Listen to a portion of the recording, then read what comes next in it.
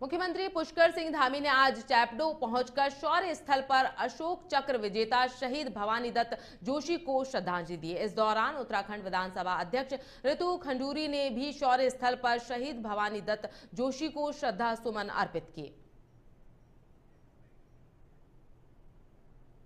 वीर बलिदानी शहीद भवानी दत्त जोशी जी के स्मृति में यहाँ पर शौर्य दिवस के रूप में और एक मेले के रूप में यहाँ पर प्रत्येक वर्ष मनाया जाता है। निश्चित रूप से ये मेले इस प्रकार के बलिदानियों के जो विशेष अवसरों पर बनाए जाते हैं वो हमारी आने वाली युवा पीढ़ी को बहुत प्रेरणा देने का काम करते हैं, जिससे उनके अंदर, हमारे नौनिहालों के अंदर राष्ट्रभक्ति का संचार होता है, देशभक्ति का संचार होता है, देश की सेना के प्रति सम्मान बढ़ता है। ऐसे मेलों को हम लोग प्रोत्साहित कर रहे हैं क्योंकि हमारा राज्य सैनिक बाहुल्य राज्य है और देश की सीमाओं पर हर 5वें सैनिक में से एक सैनिक हमारे देवभूमि। ट्रॉली मुक्त उत्तराखंड बनाने के लिए इस बार एक खास प्रस्ताव बनाकर तैयार किया गया है, जिसको लेकर लोक निर्माण भवन के सचिव पंकज पांडे ने कहा कि पहाड़ों में बारिश के समय कई बार पुल टूट जाते हैं और लोग एक जगह से दूसरी जगह क्रॉस नहीं कर पाते हैं, जिसके लिए टेम्पररी व्यवस्था में ट्रॉली लगाई जाती है, लेकिन उसमें स्थानीय लोगों को कई तरह की असुविधा का सामना करना पड़ता है।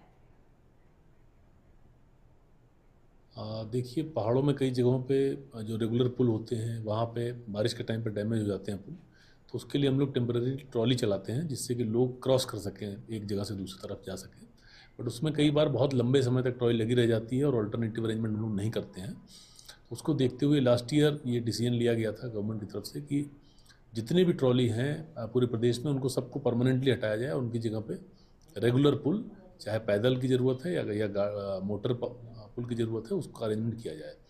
उसी के क्रम में हमने आइडेंटिफाई किया था टोटल 30 लोकेशन है जहाँ पे ट्रॉली चल रही है वर्तमान में, तो उसमें हम लोगों ने सारे सैंक्शन कर दिए थे।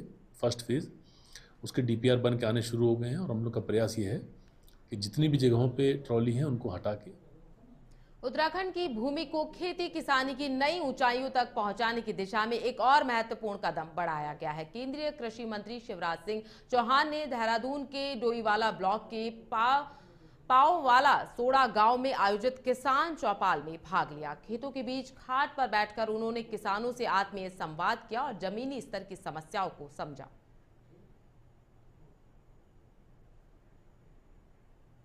पवित्र देव भूमि में आकर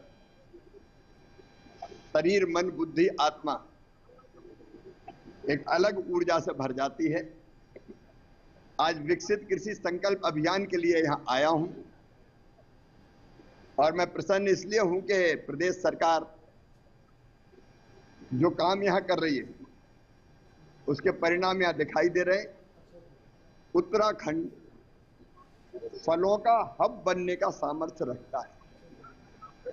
यहाँ के अलग अलग फल, लीची, आड़ू, सेब, लिवेंडर की खेती अभी हमने देखी,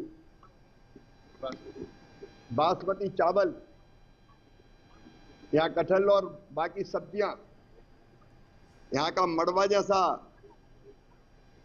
और खबर देहरादून से है, जहां देहरादून में पुलिस और आरोपियों में मुठभेड़ हुई। प्रेमनगर थाना क्षेत्र में रोहित नेगी हत्याकांड के मुख्य अभियुक्तों के साथ मुजफ्फरनगर मंगलोर बॉर्डर में देहरादून पुलिस के साथ मुठभेड़ हो गई। देहरादून पुलिस ने अभियुक्तों को यहां पीछा किया है, उनके भागने पर यह मुठभेड़ यहां पर हुई। हत्याकांड का मुख्य अभियुक्त अजहर त्यागी मुजफ्फरनगर मंगलोर बॉर्डर पर बरला पुरकाजी का निवासी बताया जा रहा है। एक अभियुक्त के दोनों पैरों में और एक हाथ में गोली लगी है। दोनों अभियुक्त गंभीर रूप से घायल बताए जा रहे हैं। दोनों को चिकित्सालय में भर्ती करवाया गया है।